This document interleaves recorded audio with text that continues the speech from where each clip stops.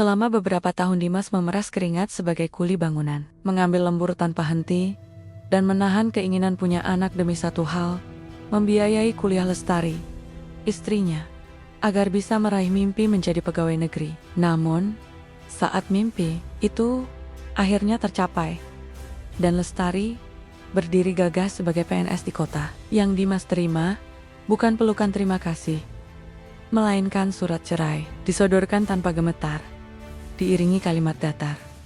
Kita sudah tidak cocok lagi.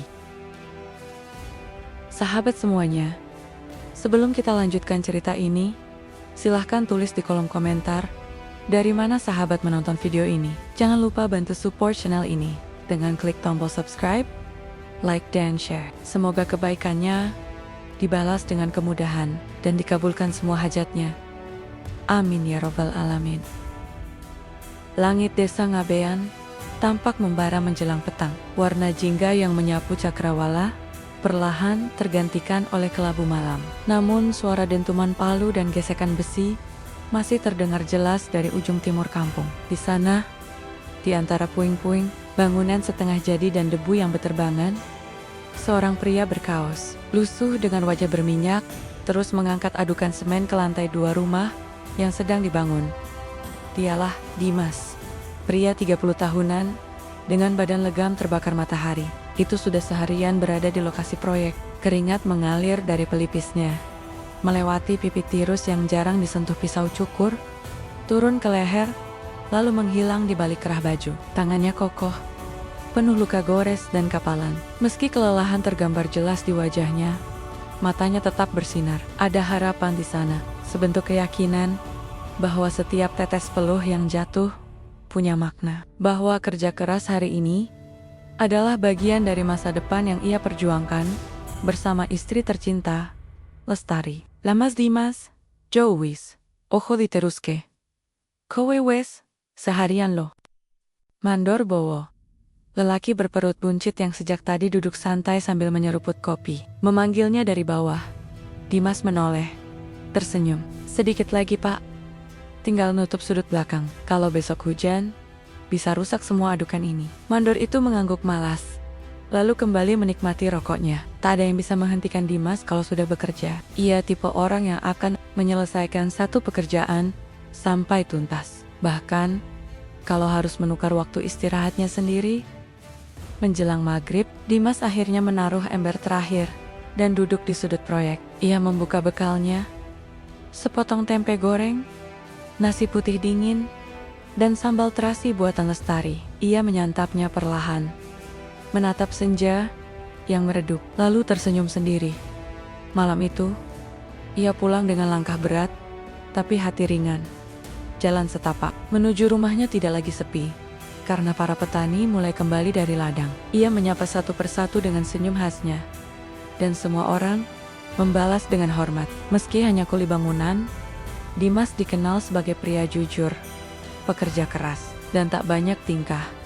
Sampai di rumah, sebuah rumah kayu sederhana dengan pekarangan kecil yang ditumbuhi cabai dan tomat, Dimas melihat lampu di ruang depan sudah menyala. Dari celah jendela, terdengar suara lembut yang begitu ia rindukan seharian. A-I-U-E-O. Anak-anak kecil duduk bersila di lantai, mengulang-ulang huruf vokal yang diajarkan oleh Lestari. Dimas berdiri sejenak di depan pintu, menikmati pemandangan itu. Ia melihat Lestari duduk di tengah anak-anak itu, mengenakan daster biru dan kerudung, lusuh, dengan senyum sabar di wajahnya. Ada semacam cahaya yang terpancar dari sorot matanya setiap kali berhasil membuat salah satu anak mengeja dengan benar. Ia bukan hanya seorang guru, tapi juga mimpi yang hidup. Setelah anak-anak pulang, Lestari membereskan papan tulis kecil yang tergantung di tembok dan menyapu ruangan. Dimas mendekat dan memeluk istrinya dari belakang. Capek mas? Tanya Lestari. Lembut. Capek yang bikin bahagia, jawab Dimas pelan. Ia mencium puncak kepala istrinya. Kamu tadi ngajarin berapa anak? 5. Nambah 2 dari kemarin, katanya. Ibunya lihat di warung, dan pengen anaknya ikut juga. Dimas tersenyum bangga. 5 anak sekarang, ratusan nanti. Kamu memang berbakat sayang. Lestari hanya tertawa kecil, tapi jauh di lubuk hatinya, ia menyimpan satu mimpi besar. Menjadi guru sungguhan, bukan hanya mengajar di rumah dengan papan tulis kecil, tapi berdiri di depan kelas yang penuh dengan seragam resmi dan gaji yang layak. Mas, Lestari duduk di dekat suaminya, menatap penuh harap. Pendaftaran beasiswa kuliah udah dibuka, tapi butuh biaya juga. Gak banyak, cuma buat berkas-berkas dan ongkos ke kota. Aku pengen coba, Mas. Kalau lulus, bisa lanjut S1. Itu syaratnya supaya bisa daftar PNS. Dimas tidak langsung menjawab. Ia menatap mata istrinya dalam-dalam. Ia tahu ini penting. Lebih dari sekadar gelar. Ini soal harga diri dan masa depan Lestari. Soal perjuangan yang belum selesai. Berapa sayang? 3 juta. Dimas mengangguk. Tunggu 3 minggu. Ya, aku minta tambahan proyek ke Pak Bowo. Tapi Mas udah kerja terus. Aku takut Mas sakit. Dimas menggenggam tangan istrinya. Aku lebih takut kamu menyerah. Kamu mimpi, aku yang akan bantu jagain mimpimu. Lestari menangis malam itu. Tapi bukan karena sedih, melainkan karena bahagia. Ada cinta yang tidak pernah lelah di balik tangan kasar dan bau keringat Dimas. Ada rumah yang tidak dibangun dari bata, tapi dari kepercayaan. Hari-hari berlalu, Dimas mulai kerja lembur, menerima proyek sampai malam. Kadang pulang hanya untuk tidur sebentar, lalu berangkat lagi. Badannya mulai kurus, matanya sayu, tapi ia tidak mengeluh. Setiap ia menyerahkan uang pada Lestari, ia selalu berkata, "Nabung buat sarjana." Lestari juga berubah. Ia jadi lebih disiplin, lebih giat belajar, dan mulai mengikuti pola tahan gratis di kota. Meski harus naik ojek jauh dan pulang malam, ia tidak pernah merasa sendiri. Dimas selalu menjemputnya. Walau harus meminjam motor tetangga, tahun pertama adalah ujian. Mereka harus menahan keinginan memiliki anak, meski tekanan dari keluarga dan tetangga datang bertubi-tubi. Tapi Dimas tetap tenang. Ia hanya bilang, "Anak butuh rumah yang siap. Sekarang, kita bangun rumah itu dulu." Lestari diam-diam menuliskan semua perjuangan itu di buku catatannya. Ia menulis dengan tinta air mata bahwa seorang suami tak selalu harus berpendidikan tinggi atau berpenampilan rapi. Terkadang, cukup seorang laki-laki yang tidak takut bekerja keras demi istrinya. Sore itu, di bulan ke-7 sejak Lestari mulai kuliah, Dimas pulang dengan kaki pincang. Kepalanya sobek terkena kayu, dan bajunya sobek. Lestari panik, menangis saat membersihkan lukanya. Kenapa nggak langsung pulang? Kenapa nunggu luka sebesar ini dulu? Dimas tersenyum kecut. Masih ada adukan, belum naik. Kalau ditinggal, keburu keras. Lestari mencubit lengan suaminya. Tangisnya makin deras, tapi ia juga tahu tak bisa melarang Dimas untuk berhenti. Karena di balik luka itu, ada cinta yang tak terukur. 3 tahun berlalu, Lestari lulus dengan nilai yang nyaris sempurna. Saat namanya disebut di panggung wisuda, ia mengenakan kebaya sederhana yang ia jahit sendiri dan berdiri dengan bangga saat disebut lulusan terbaik di bangku tamu. Dimas berdiri, bertepuk tangan paling keras. Air matanya jatuh, bukan karena sedih, tapi karena mimpi yang dulu hanya sebatas angan, kini ada di depan mata. Setelah acara, Lestari berlari ke arah Dimas, memeluknya erat. "Ini bukan gelarku saja, Mas. Ini gelar kita." Dimas hanya tersenyum. Tak ada kata yang bisa menggambarkan bahagianya saat itu. Namun, mereka belum tahu bahwa di balik gemilang sebuah pencapaian, terkadang tersembunyi bayangan yang tak terlihat. Sesuatu yang perlahan akan merayap masuk, bukan dari luar tapi dari dalam. Hati yang berubah. Desa Ngabean berubah perlahan, seiring waktu yang terus berputar. Namun satu hal tetap sama. Suara ayam berkokok masih membangunkan fajar, dan kabut tipis masih menyelimuti ladang setiap pagi. Tapi bagi Dimas, pagi-pagi seperti itu kini terasa lebih sunyi. Tak ada lagi senyum Lestari yang menyuguhkan teh hangat, atau suara lembutnya membaca koran sambil menyiapkan bekal. Hari itu, Lestari resmi berangkat ke kota untuk menempuh pendidikan sarjana. Perpisahan mereka terjadi 2 hari setelah kelulusan seleksi beasiswa. Kampusnya berada di kota kabupaten, Lebih dari 2 jam perjalanan dari desa, terlalu jauh untuk pulang harian, dan terlalu mahal jika harus bolak-balik.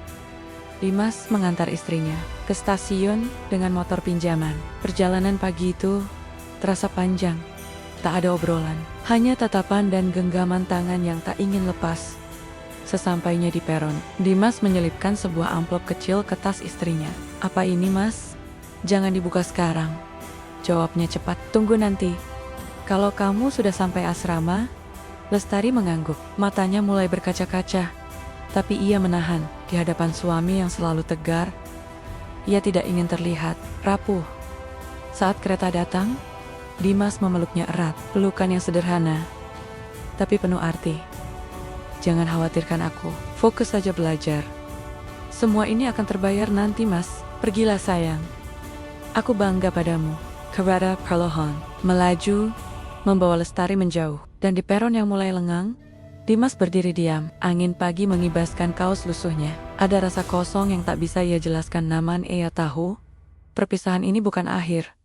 Ini adalah bagian dari perjuangan. Hari-hari berikutnya terasa berbeda. Rumah kayu mereka terasa lebih lapang, tapi juga lebih sunyi. Dimas mulai bekerja lebih awal dan pulang lebih malam. Ia mengambil proyek pembangunan rumah di desa tetangga, dan kadang tidur di lokasi jika harus lembur. Semua itu ia lakukan agar uang yang ia kirim ke Lestari tak berkurang.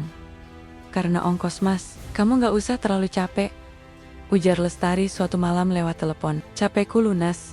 Kalau dengar kamu semangat belajar, kamu makan teratur, kan?"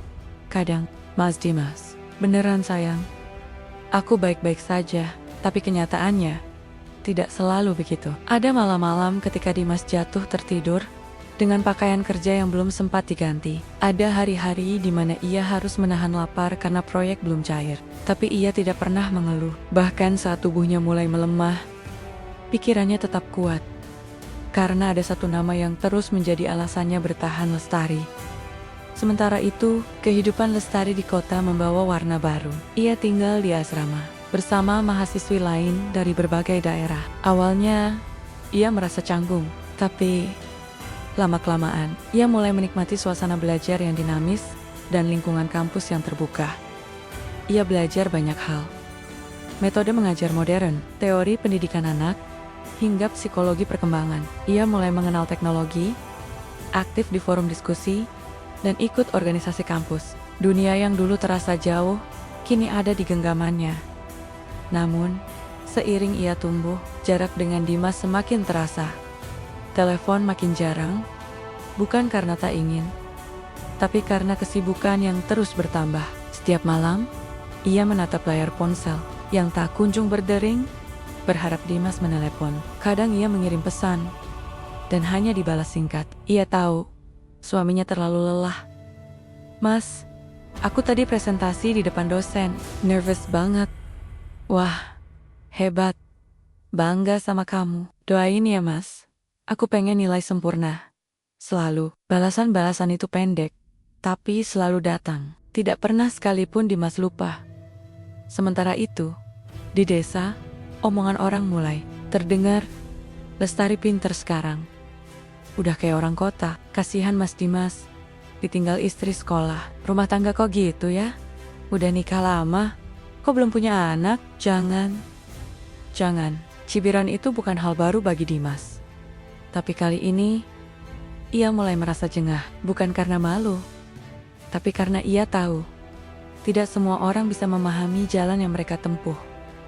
Suatu sore, saat sedang mencangkul halaman rumah yang mulai ditumbuhi ilalang, seorang tetangga menghampiri. "Mas Dimas, jangan marah ya, tapi aku cuma mau ngingetin, istri itu jangan dibiarkan terlalu tinggi sekolah. Nanti bisa lupa diri." Dimas berhenti mencangkul. Ia memandang lelaki itu, lalu tersenyum. "Mas, Lestari itu nggak pernah lupa siapa dia, dan dari mana dia berangkat. Dia kuliah bukan buat ninggalin saya. Dia kuliah karena kami ingin hidup yang lebih baik untuk kami berdua." Lelaki itu tertawa kecil, lalu pergi tanpa berkata apa-apa. Dimas kembali mencangkul, tapi dalam hatinya, ia mengulang lagi keyakinannya bahwa cinta sejati Tak selalu butuh pembuktian besar, cukup terus percaya. Meski dunia meragukan Harry berganti bulan, tabungan Dimas bertambah sedikit demi sedikit. Ia menyisihkan setiap sisa uang harian ke dalam celengan kecil yang ia sembunyikan di bawah lemari. Dalam hatinya, ia ingin memberi kejutan pada Lestari, membelikan laptop bekas agar istrinya bisa mengerjakan tugas dengan lebih mudah. Ia tidak mengerti teknologi, tapi ia bertanya pada teman tukang bangunan, mencari tahu harga, dan akhirnya berhasil membeli 1 unit bekas. Dengan sisa tabungan, ia membungkusnya sendiri dengan kardus, menambahkan surat kecil di dalamnya. Semoga benda ini bisa menemanimu belajar. Maaf, kalau nggak baru, tapi cintaku selalu utuh. Meski dompetku tak selalu penuh. Dimas Lestari menerima paket itu di malam ulang tahunnya yang ke-25. Ia menangis membaca surat itu, memeluk laptop itu seperti anak kecil memeluk mainan baru. Di luar asrama, hujan turun deras, tapi di hatinya ada hangat yang tidak bisa digambarkan.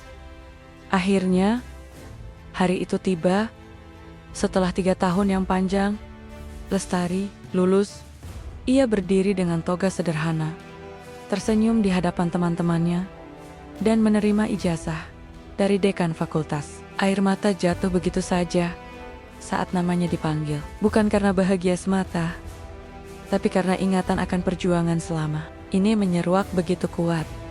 Di luar aula, Dimas menunggu. Ia mengenakan kemeja putih yang sedikit kebesaran, celana bahan, dan sepatu pinjaman dari tetangga. Wajahnya tampak gugup, tapi penuh harap.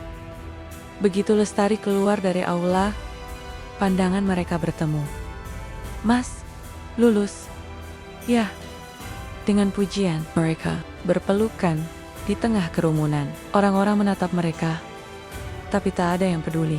Lestari menenggelamkan wajahnya di dada Dimas yang berkeringat. Sementara Dimas menggenggam erat bahu istrinya. 3 tahun kita lewati. Mas, kamu gak pernah lelah ngedukung aku. Aku juga lulus sayang, lulus jadi suami yang pantas untuk kamu. Hari itu, langit mendung, tapi tidak ada hujan. Mungkin langit tahu bahwa yang turun di pipi mereka sudah cukup untuk mewakili semua perasaan yang tak terucap. Dan di tengah stasiun kecil desa Ngabean, cinta mereka kembali menguat. Tapi mereka belum tahu bahwa masa depan menyimpan ujian yang jauh lebih rumit. Bukan lagi tentang uang atau waktu, tapi tentang hati. Pagi itu, sinar matahari menembus jendela rumah kayu milik Dimas, menyoroti meja makan sederhana yang hanya berisi sepiring nasi, tempe goreng, dan sambal terasi. Aroma tanah basah dari hujan semalam masih terasa di udara. Dimas duduk di kursi reyot, menggenggam sebuah amplop putih dengan stempel resmi di pojok kiri atas. Tangannya bergetar saat ia membuka isinya. Surat itu surat yang ditangguh-tangguh selama lebih dari 3 tahun, mengabarkan bahwa Lestari dinyatakan lulus seleksi pegawai negeri sipil.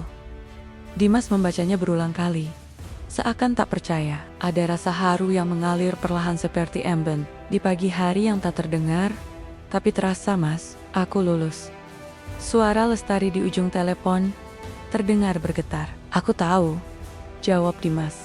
Matanya berkaca-kaca. "Selamat ya sayang, aku bangga sekali." Di balik telepon, Lestari menahan tangis. Perjuangan panjang itu akhirnya membuahkan hasil. Ia terpilih untuk ditempatkan di sebuah sekolah dasar di pusat kota, wilayah yang padat, ramai, dan penuh dinamika. Gaji yang stabil, tunjangan, dan status sosial baru kini dalam genggamannya. Namun, di balik kabar baik itu, ada yang berubah.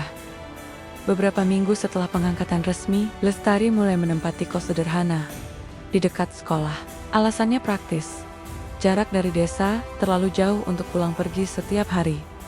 Awalnya, Dimas menyetujui. Ia tak ingin istrinya kelelahan di perjalanan. Tapi sejak saat itu, frekuensi pulang Lestari mulai berkurang. Jika dulu seminggu sekali, kini bisa 2 minggu sekali.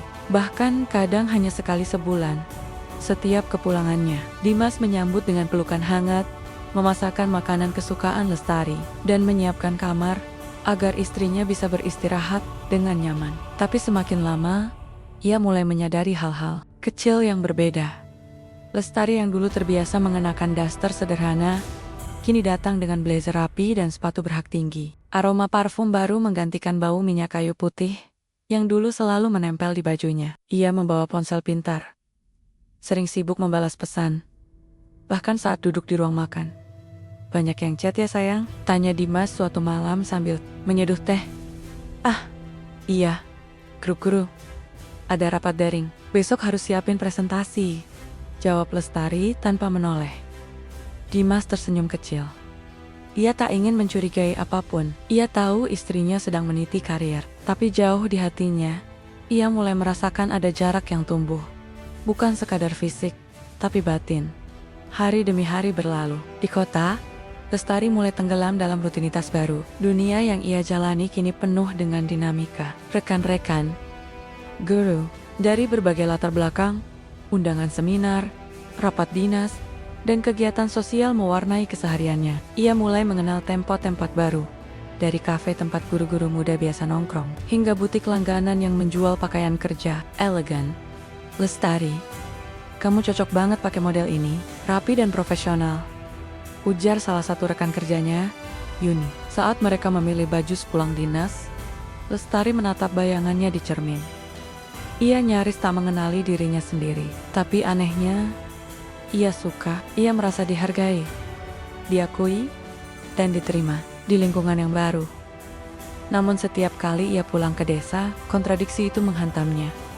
Jalan becek, suara ayam tetangga, rumah kayu dengan dinding yang mulai retak, semuanya terasa asing. Bahkan Dimas, yang setia menanti di teras rumah, kini seperti pria yang ia kenal dari kehidupan yang berbeda. "Mas, rumah ini kenapa nggak diperbaiki?" tanyanya suatu sore, saat hujan deras merembes dari atap. "Belum sempat, tapi aku udah ngumpulin uang. Nanti aku atur ya." Lestari hanya mengangguk. Tak ada senyum. Yang ada hanyalah kegelisahan. Suatu malam, setelah makan malam yang sepi, Dimas duduk di samping Lestari. Ia mencoba mengajak bicara. "Kamu betah di kota?" "Betah. Nyaman. Di sana, semuanya tertata. Transportasi gampang. Makanan juga enak-enak." Dimas mengangguk. "Tapi aku tetap senang kalau kamu pulang. Rumah ini jadi hangat." Lestari tidak menjawab. Ia menunduk, menatap jari-jarinya yang saling menggenggam.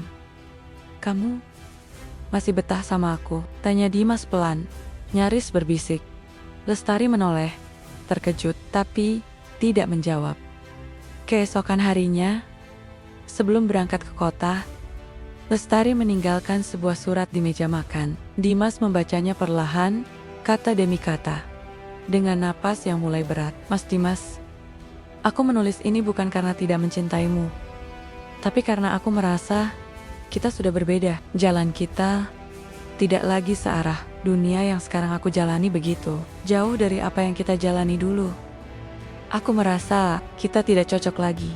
Maafkan aku. Aku ingin sendiri." Lestari Dimas duduk terdiam selama berjam-jam. Tak ada air mata, tak ada amarah, hanya hening. Hening yang panjang menyelimuti seluruh ruang rumah kayu itu. Ia tidak menelepon, tidak mengejar, tidak mencari jawaban. Sore itu, ia ke ladang, membantu tetangganya membetulkan kandang ayam. Ia tidak bercerita apapun, tidak menunjukkan luka yang menganga di hatinya. Malamnya, ia duduk di teras rumah, memandangi bintang-bintang yang jauh di langit. Ia bertanya dalam diam, apakah cinta yang tulus bisa berubah? Ataukah waktu dan keadaan memang bisa membunuh perlahan? Di pangkuannya, amplop putih dari surat Lestari tergeletak. Dimas meremasnya perlahan, lalu menaruhnya di dalam laci, bersama surat-surat lama dan foto pernikahan mereka. Bagi Dimas, cinta bukan soal memiliki. Ia hanya ingin Lestari bahagia. Bahkan jika itu berarti tanpanya. Sidang perceraian mereka berlangsung cepat, tidak sampai 30 menit. Tidak ada perebutan harta, tidak ada saksi yang menyudutkan. Bahkan, tak ada air mata di ruang pengadilan itu. Hanya satu berkas yang ditandatangani, dan satu kalimat, dari hakim yang menutup semuanya. Dengan ini, pengadilan mengabulkan gugatan cerai. Penggugat, Lestari, para pihak dinyatakan resmi bercerai. Lestari duduk kaku, menggenggam ujung tasnya erat-erat. Dimas berdiri tenang, menatap lurus ke depan, lalu menunduk hormat pada hakim sebelum keluar dari ruang sidang. Tidak sepatah kata pun keluar dari mulutnya.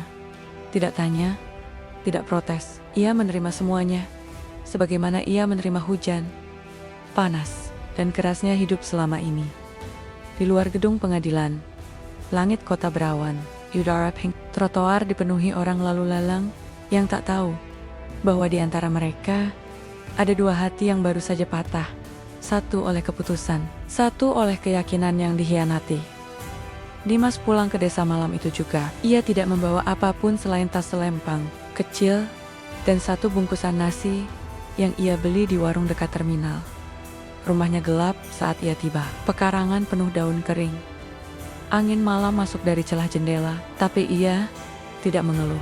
Ia duduk di lantai ruang tamu, membuka nasi bungkus, dan makan dalam diam. Keesokan harinya, ia pergi ke lokasi proyek seperti biasa.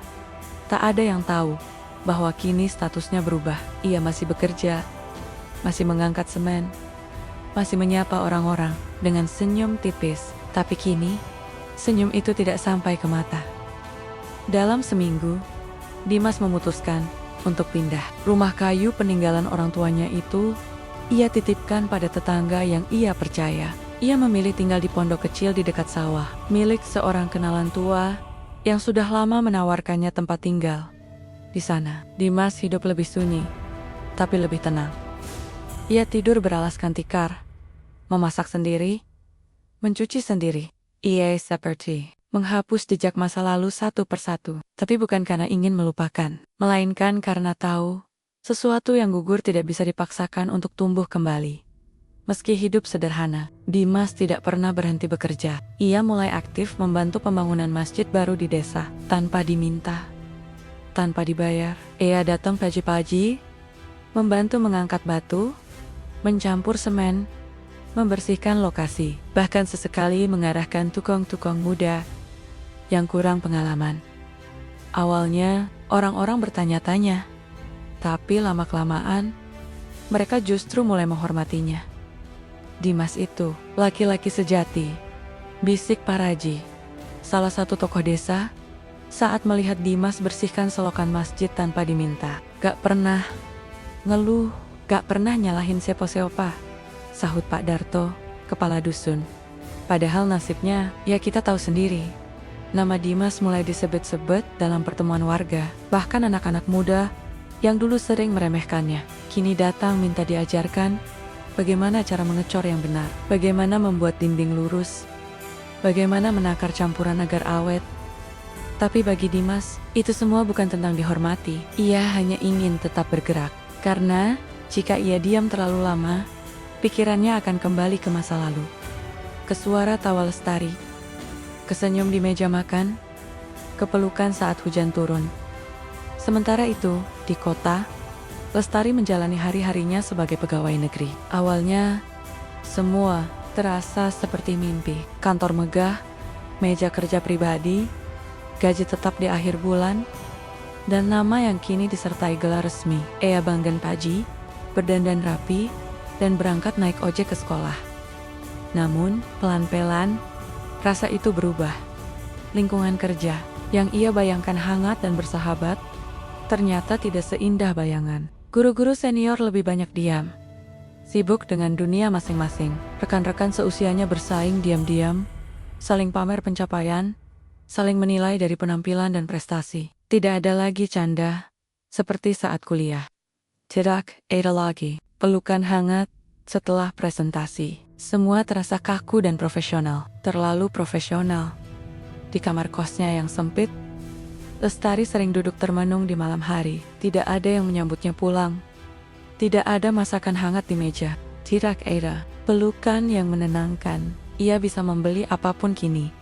Makanan, baju baru, bahkan perhiasan kecil. Tapi tidak ada yang mengisi ruang kosong di dadanya. Suatu malam, ia membuka galeri ponsel lamanya. Foto-foto bersama Dimas bermunculan, foto sederhana di warung makan, di sawah, di peron stasiun, bahkan saat mereka tertawa sambil membetulkan atap rumah. Dadanya terasa sesak, ia menahan air mata. Tapi tak bisa, aku yang minta ini, gumamnya. Aku yang melepaskan dia. Puncak dari semua itu datang pada suatu sore yang tenang. Lestari sedang duduk di kafe kecil dekat sekolah, menunggu makanan pesanannya. Saat membuka media sosial, salah satu unggahan dari akun warga desa Ngabean tiba-tiba muncul di berandanya. Hebat, warga desa kita, Mas Dimas, berhasil menyelamatkan anak kecil yang hampir tertabrak truk di proyek pembangunan dekat masjid. Dia meloncat tanpa pikir panjang, menarik anak itu ke pinggir jalan, dan hanya mengalami luka ringan. Salut untuk keberanian dan kepeduliannya. Ada foto Dimas di sana. Bajunya berlumur debu, lututnya tergores, tapi ia tersenyum sambil menggendong anak kecil yang menangis ketakutan. Di belakangnya, orang-orang menepuk bahunya, menatap kagum. Lestari membeku. Tangannya gemetar saat menggulir komentar satu persatu. Warga desa memujinya.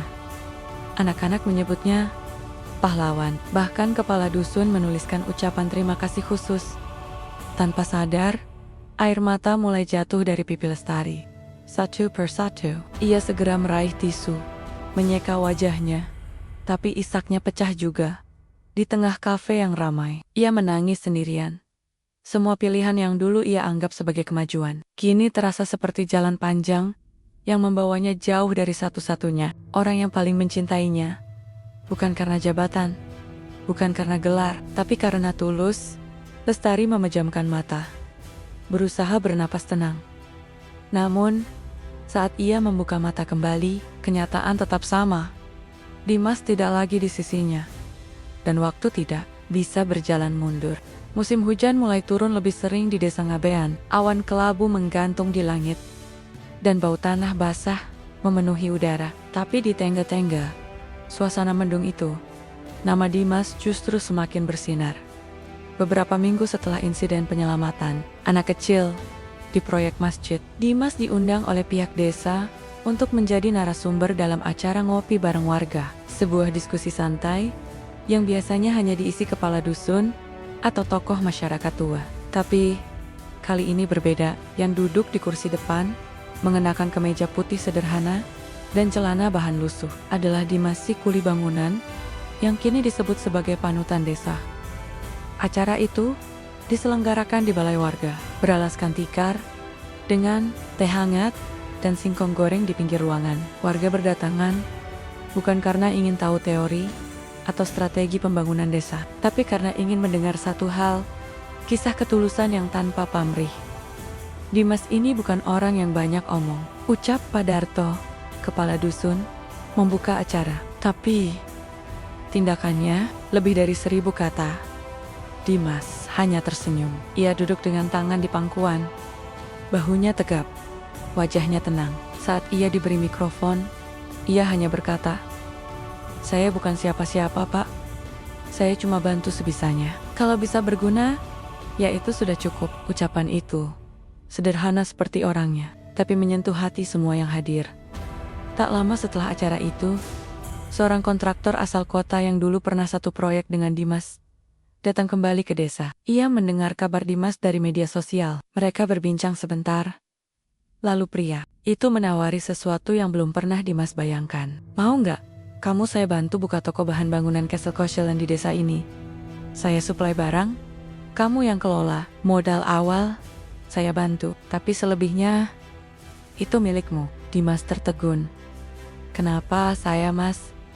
"Karena kamu jujur. Saya kerja sama orang banyak, tapi jarang ketemu yang kayak kamu. Satu-satunya orang yang gak pernah minta lebih, meski kerja lebih keras." Setelah berpikir beberapa malam, Dimas menyetujui. Ia menyewa satu bangunan kecil di pinggir jalan desa, merenovasi bagian dalam, dan memasang papan sederhana bertuliskan, "Toko Bangunan Dimas.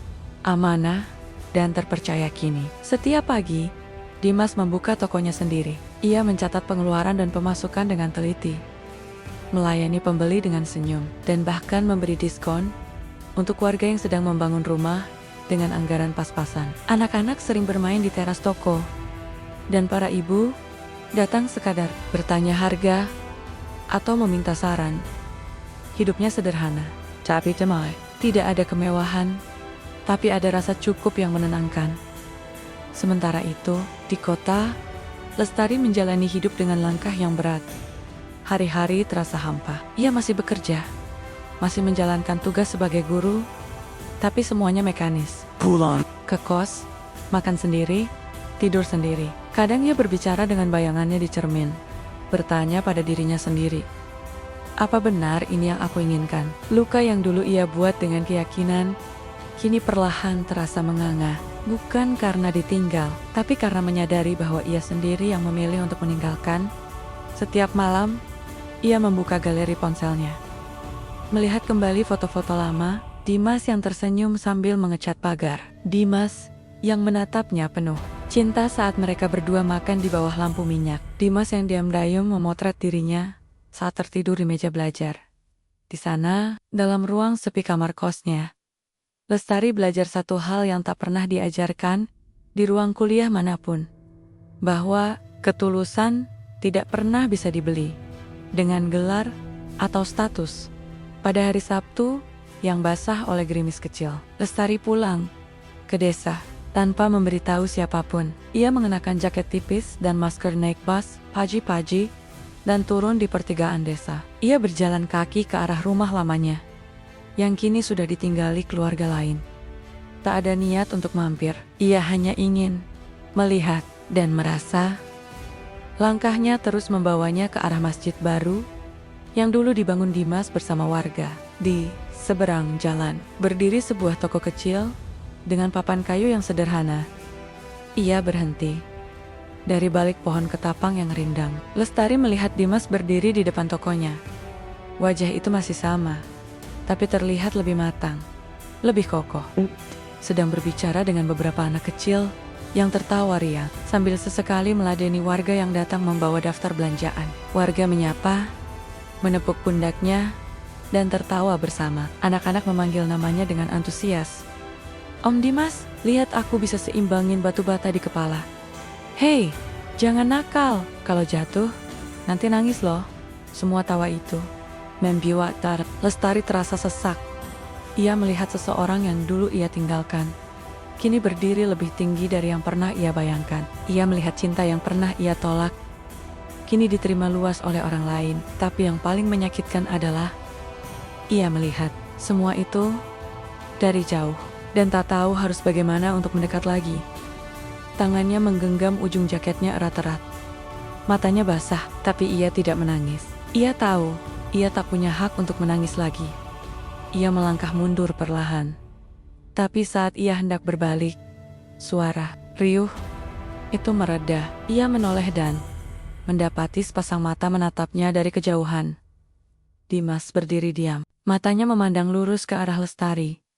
Untuk beberapa detik, waktu seperti berhenti. Mereka hanya saling pandang. Tidak ada kata, tidak ada isyarat, hanya keheningan yang berbicara. Lestari menunduk, kemudian berbalik, dan berjalan cepat menjauh. Sebelum Dimas sempat melangkah lebih dekat, langkahnya tak terdengar. Tapi luka yang ia bawa, kini terasa lebih nyata dari sebelumnya. Waktu tak pernah benar-benar berhenti. Ia tak peduli luka yang belum sembuh, tangis yang belum reda, atau hati yang masih menggigil dalam sunyi. Ia terus berjalan, mengikis satu persatu rasa yang menggantung. Hari-hari di desa Ngabean kembali berjalan sebagaimana mestinya. Sawah-sawah hijau mulai dipanen anak-anak kembali sekolah, dan masjid baru yang dulu dibangun bersama warga kini telah menjadi pusat kegiatan keagamaan dan sosial. Hidup terus berdenyut, meski beberapa hati masih menyimpan rindu yang tak bisa diucapkan. Dimas, seperti biasanya, tetap bangun pagi. Namun kini, selain membuka toko bahan bangunan, ia juga punya kesibukan baru. Mengelola sebuah warung makan kecil di sisi barat lapangan desa.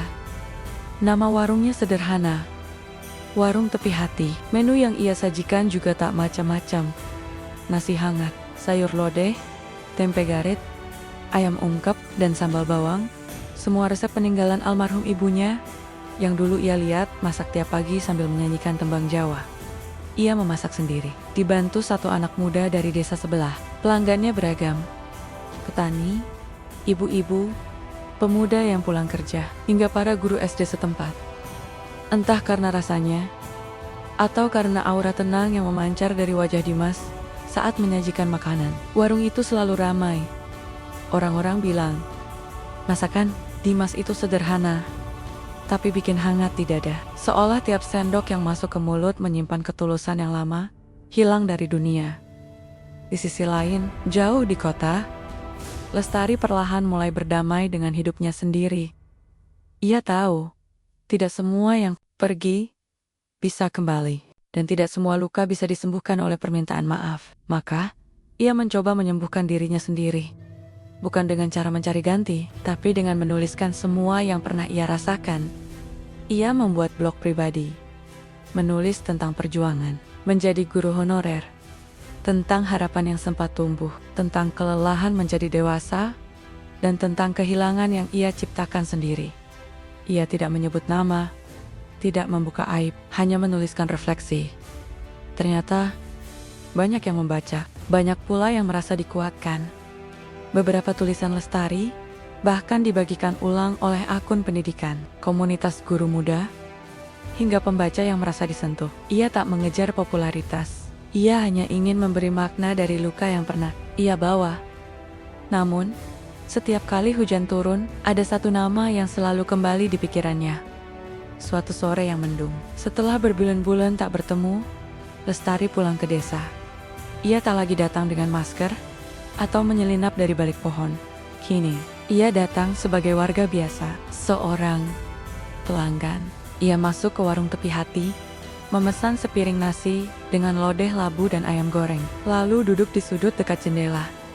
Dimas yang melihatnya hanya tersenyum kecil. Ia tak bertanya, tak menegur berlebihan, hanya menyapa singkat sambil meletakkan piring pesanan di mejanya. Lodehnya masih kayak dulu, masih pakai kencur banyak, kata Lestari pelan. Dimas mengangguk, warisan ibu. Gak berani saya ubah. Mereka tak bicara panjang, hanya sepatah, dua patah, tentang hujan yang akan turun, tentang musim panen yang agak lambat, dan tentang sekolah-sekolah desa yang kekurangan guru. Tidak ada tanya bagaimana hidupmu, tidak ada masih ingat aku, apalagi maukah kembali? Karena mereka berdua tahu, cinta bukan soal memiliki, bukan soal kembali ke masa lalu, tapi tentang mengenang dengan damai dan melanjutkan hidup tanpa dendam.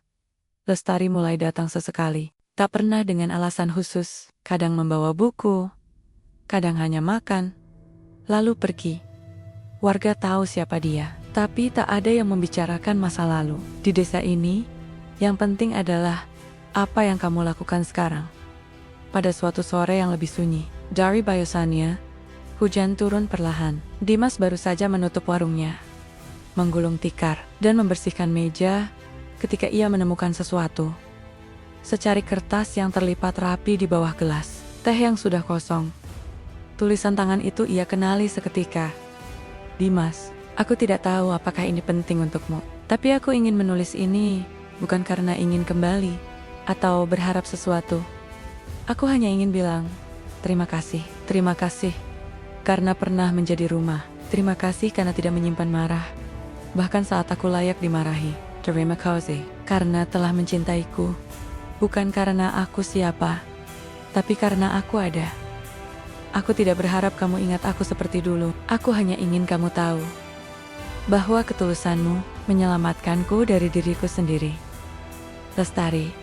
Dimas membaca surat itu perlahan, tak terburu-buru. Setiap kata ia cerna, seperti ia menyerap aroma nasi yang baru matang.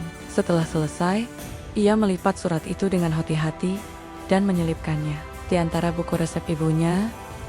Lalu, ia berjalan keluar, berdiri di ambang pintu warung yang sudah tutup. Hujan masih turun, rintik-rintik kecil yang membasahi tanah. Jalanan desa sunyi, angin berembus pelan, membawa aroma tanah dan suara gemericik yang menenangkan. Dimas menatap langit, lalu tersenyum kecil. Bukan senyum kemenangan, bukan senyum lega, tapi senyum dari seseorang yang telah melewati badai dan tahu, meski tak semua janji bertahan, tapi ketulusan, ia tidak pernah mati.